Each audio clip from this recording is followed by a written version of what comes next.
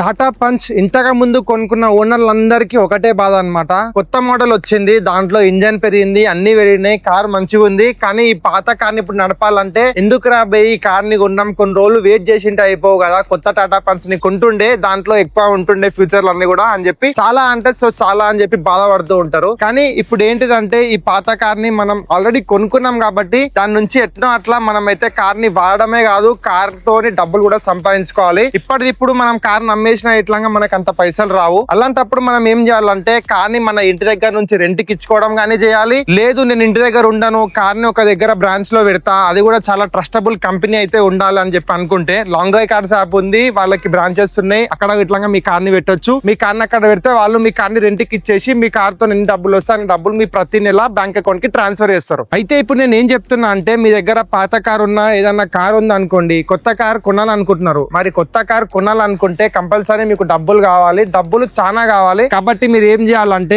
ఇలా కార్ ని రెంట్కి ఇచ్చుకోవడం వల్ల కొన్ని డబ్బులు సంపాదించుకోవచ్చు. డౌన్ పేమెంట్ కట్టేసి కొత్త కార్ తీసుకున్నా కూడా పాత కార్ దాని ఈఎంఐ కి హెల్ప్ చేస్తా అనమాట. సో ఎవరికైనా కూడా ఈ ఆప్షన్ నచ్చితే ఇప్పుడే లేట్ చేయకుండా కింద కనిపిస్తున్న నెంబర్ కి కాల్ చేయండి. కార్ అటాచ్మెంట్ గురించి పూర్తి డీటెయిల్స్ కనుక్కోండి, నచ్చితే కార్ అటాచ్మెంట్ చేయండి.